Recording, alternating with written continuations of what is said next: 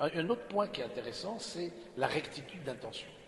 La rectitude d'intention, c'est-à-dire quand on prend une décision, c'est vraiment avec un désir, comme je le disais au début, de construire le bien, le beau, le vrai.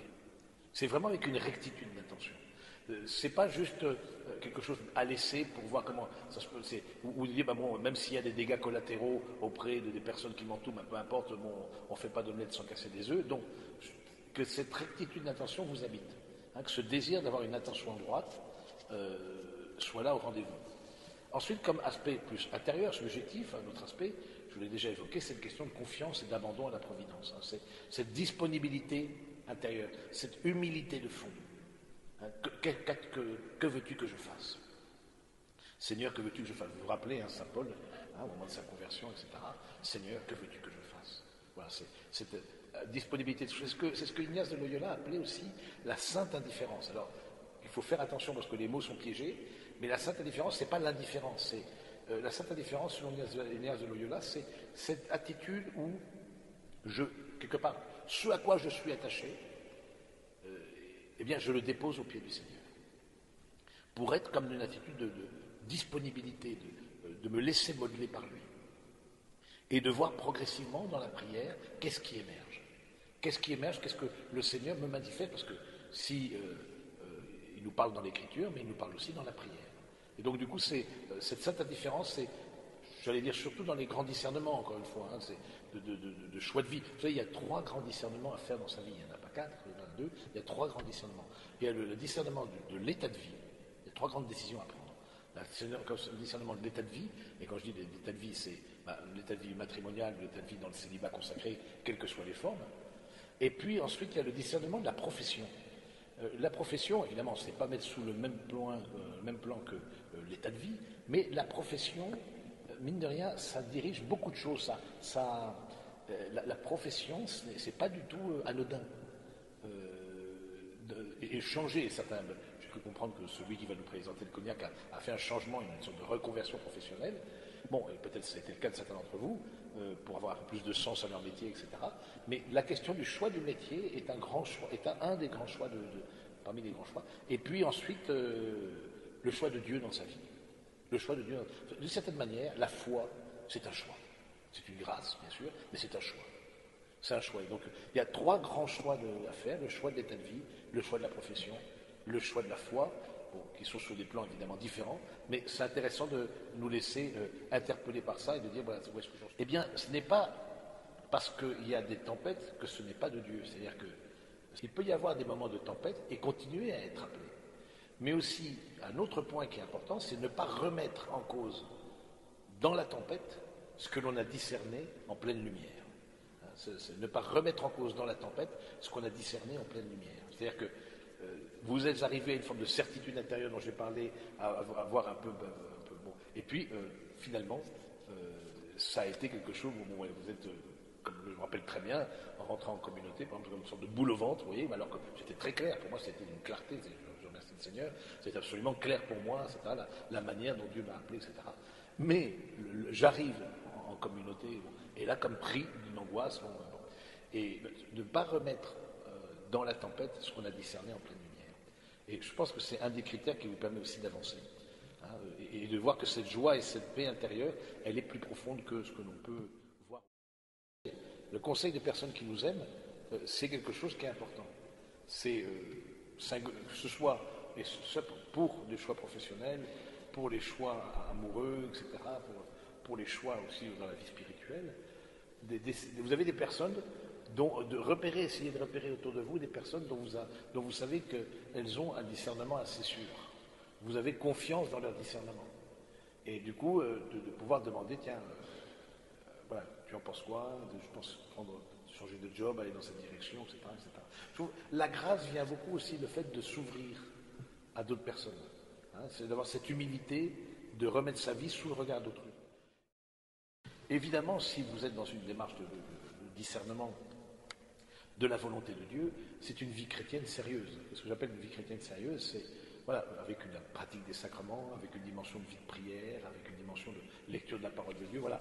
On ne peut pas prétendre découvrir la volonté de Dieu, ou en tout cas être en quête de cette volonté-là, en étant complètement extérieur à soi-même, les analphabètes de soi-même, et en plus en étant complètement extérieur à une dimension spirituelle. Je trouve ça tombe sous le sens, quoi. Donc une fille chrétienne sérieuse, je trouve que c'est vraiment aussi le garant d'un lieu où vous pourrez, par exemple, un lieu d'appartenance dans l'Église, un lieu où vous pouvez planter vos racines et puis porter du fruit, etc. C'est ça qui aussi vous aidera à découvrir là où vous êtes appelé. Et pour un dernier point, et ensuite je m'arrêterai là-dessus, avoir les aptitudes requises. Avoir les aptitudes requises, c'est-à-dire que, encore une fois, c'est la question que l'on pose, certains d'entre vous ont participé à des ordinations, et l'évêque diaconal ou sacerdotal, et l'évêque pose la question, a-t-il les aptitudes requises? Et donc le fait, justement, on me parlait de certaines facilités pour faire les choses, avoir des aptitudes, Dieu nous appelle en nous donnant les aptitudes, en nous donnant cette capacité. Et donc du coup, je pense que c'est quelque chose sur lequel il faut être attentif. La question c'est, la tempête, qu'est-ce qu'on fait quand elle dure trop? C'est ça? Est-ce que à quel moment il faut passer à autre chose? Bon, ça, je pense que, vous imaginez bien, il n'y a pas de réponse toute faite pour tout le monde, mais c'est sûr quand même que d'une manière ou d'une autre, à un moment donné, doit se faire jour dans votre cœur une certaine paix, une certaine joie. Si vous sentez encore une fois que vous devez vous arracher chaque moment, que telle décision est vraiment contraint votre humanité, contraint votre personnalité, à tel point que voilà, vous en souffrez de façon durable, je vous déconseille de vous engager dans cette question. C'est qu'est-ce qu'on fait quand elle dure trop? C'est ça? Est-ce que à quel moment il faut passer à autre chose? Ça, je pense que, vous imaginez bien, il n'y a pas de réponse toute faite pour tout le monde, mais c'est sûr quand même que d'une manière ou d'une autre, à un moment donné, doit se faire jour dans votre cœur une certaine paix, une certaine joie. Si vous sentez encore une fois que vous devez vous arracher chaque moment, que telle décision est vraiment contraint votre humanité, contraint votre personnalité, à tel point que voilà, vous en souffrez de façon durable, je vous déconseille de vous engager dans cette... La question c'est comment avoir un regard de foi et non pas un regard de victime, c'est ça. Le regard de foi, c'est de s'interroger, d'accueillir cette circonstance. Bien sûr, c'est les circonstances les plus difficiles qui sont compliquées d'accueillir, de dire mais qu'est-ce que le chemin, qu'est-ce que le Seigneur me trace comme chemin à travers cette circonstance-là, cette circonstance de santé, cette circonstance professionnelle, cette circonstance amoureuse, cette circonstance familiale.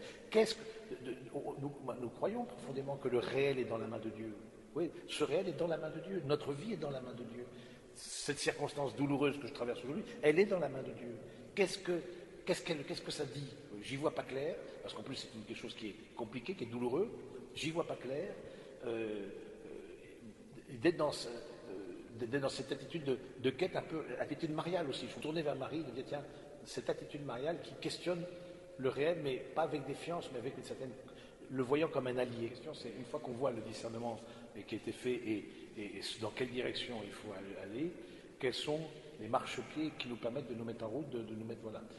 Je pense que ce qui est très important de dire, c'est que le discernement vise l'action.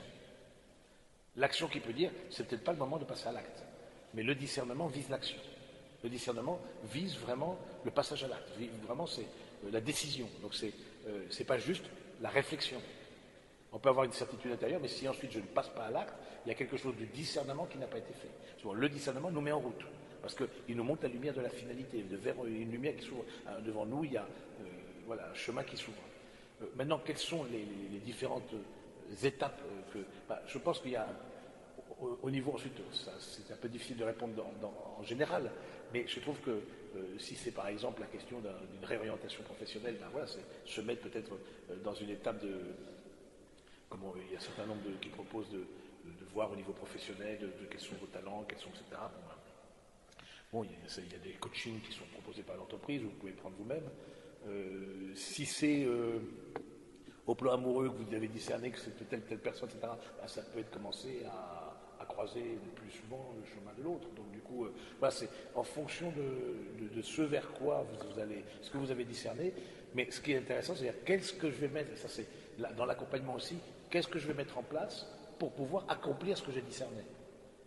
Parce qu'il y en a qui, parfois, à des moments où on discerné, on a vu une clarté, mais ou mus par la peur ou par la paresse, se sont repliés sur eux-mêmes. Et donc on manquait leur discernement.